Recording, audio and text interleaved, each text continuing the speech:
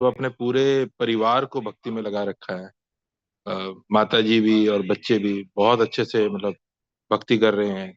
और मंदिर में इतनी सारी सेवाएं होती हैं, उसमें हमेशा सबसे आगे रहते हैं। और अपनी बेटी को भी, जो अभी कीर्तन में इतनी अच्छी हैं, तो बड़े अच्छे संस्कार दे रहे हैं। तो आज हम उनके गौरव बल्लभ प्रभु जी के मुखारविंद से आज का शिला प्रभुपाद जी का कोट सुनेंगे। तो प्रभु जी, आप अपना अनम्यूट कर सकते हैं और आज का कोट हमें बताएं। हरे कृष्णा। हरे कृष्णा सभी भक्तों को सादर प्रणाम। धन्यवाद धन्यवाद प्रभु जी फॉर इनवाइटिंग अस और सेवा देने के लिए। तो आज का श्रीला प्रभुपाद जी का कोट है, तो मुझे इसकी सेवा दी गई है। हालांकि मैं इसमें ना ही समर्थ हूँ, ना ही मेरी इतनी अल्प बुद्धि है कि मैं इसको समझा सकूँ। प्रभुपाद जी बहुत ऊंचे संत है। तो जो कुछ भी मुझे अल्प बुद्धि से पता है, तो मैं कुछ बताने की कोशिश करूंगा। अगर कुछ त्रुटि हो तो क्षमा कीजिएगा।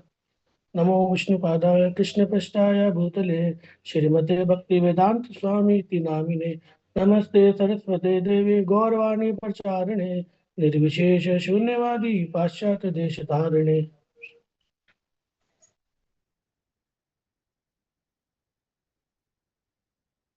हे कृष्णा। तो आज 14 जन को प्रभात जी लिखते हैं, love affair in the material world are only the shadow and reflection of the real love with Krishna.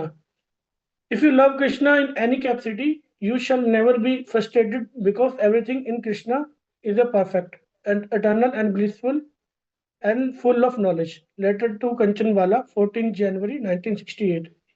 Hindi में अगर अनुवाद हम इसका पढ़ते हैं तो इस भौतिक जगत में प्रेम संबंध के साथ सच्चे प्रेम की परछाई मात्र है।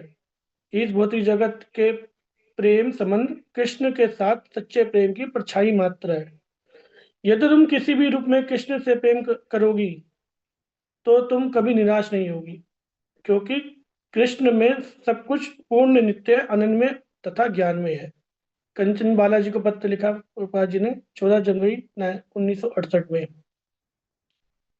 हम देखते हैं इस जो भौतिक जगत में जो प्रेम है, संबंध है, सच्चा प्रेम है, वो जो है सिर्फ कृष्ण के साथ ही है। हमें इस संसार में जो भी प्रेम दिखाई दे रहा है, माता पिता पति पत्नी समाज मित्र, ये मूल प्रेम, मतलब ये रिफ्लेक्शन है, वास्तविक रियल प्रेम नहीं है। रियल प्रेम सिर्फ कृष्णा के साथ है।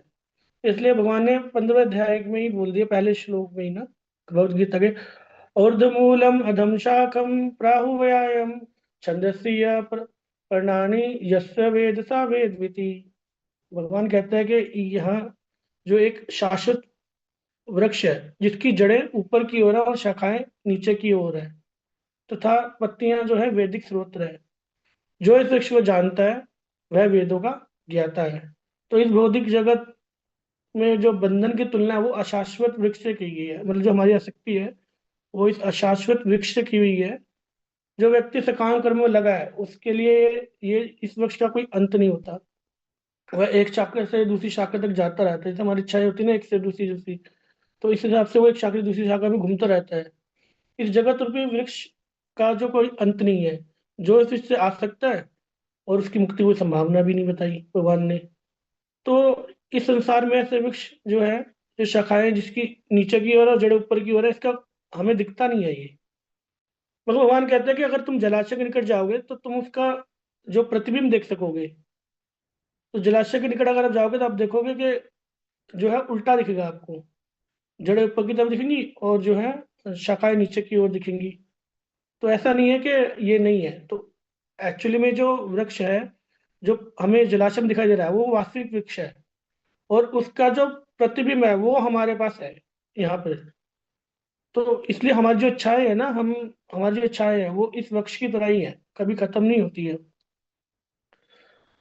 और अब प्रेम के बाद प्रभुपाद जी कह रहे हैं प्रेम करोगे, तो प्रेम क्या है? प्रेम जो है, प्रेम जो है असली कृष्ण में विद्यमान है। हम सब प्रेम की खोज करना चाहते हैं, है ना। किशोर भी प्रेम की खोज करता है, एक युवा भी प्रेम की खोज करता है। तो ये प्रेम आता कहाँ से है? ये प्रेम जो है श्री कृष्ण में विद्यमान है। इसलिए वेदांत सूत्र का निष्कर्ष निकाला गया पहले मंगलाचरण में ही, जन्मा से यथे यथा।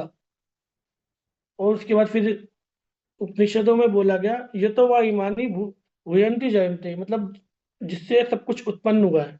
तो प्रेम तत्व भी वहीं से उत्पन्न हुआ है, कृष्ण से उत्पन्न हुआ है। इस भौतिक जगत में केवल उसका रिफ्लेक्शन ही है, इसको हम परवर्टेड रिफ्लेक्शन बोलते हैं, जो हमें दिखाई दे रहा है। वास्तविक प्रेम जो है, हम उसकी विकृत छाया ही है। भागवतम के प्रथम मंगलाचरण में भी बोल दिया, यत्र श्री यत्र त्रि सर्गो अमृषा, मतलब ये सब असत्य है, उसका प्रतिबिंब है, हमें जो कुछ भी दिखाई दे रहा है। अब जैसे रेगिस्तान के अंदर जो है जल का भ्रम होता है, क्यों होता है, इल्यूजन होता है, क्योंकि सूर्य की जो किरणें होती है वो हमें दूर से, अगर हम सड़क पे खड़े हैं ना, तो दूर से हमें वो, मतलब हवा के अंदर सूर्य की किरणें आती हैं तो वो वेव सी लगती है, ऐसा लगता है कि ये जो है पानी है।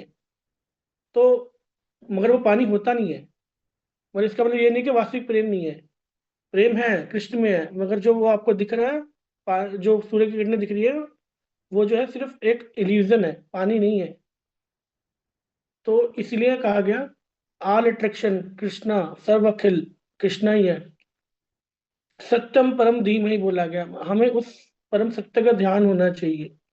हम माया द्वारा फंसाए गए हैं, इस भौतिक जगत में माया द्वारा फंसा लिए गए हैं। तो हिरण जो है मृग तृष्णा करता है। मृग तृष्णा क्या होती है, कि उसको तृष्णा होती है कि रेगिस्तान में जल रहा है, वो भागता रहता है, भागता रहता है, भागता रहता है, मगर वो अंत में मर जाता है।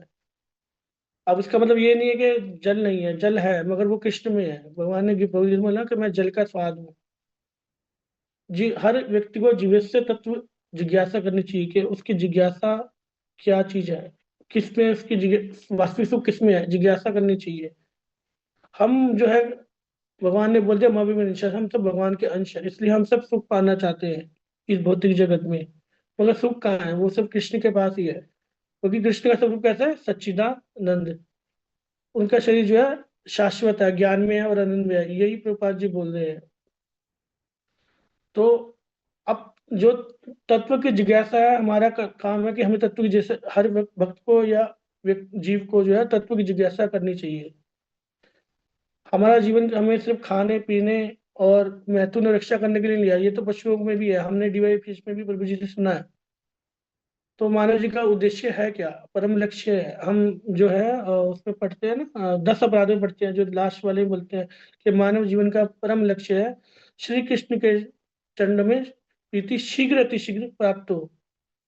तो अब वो लक्ष्य मिलेगा कैसे, लक्ष्य जो है भागवत में बोला गया, तस्मात गुरु प्रबंध जिज्ञासु शे उत्तमम।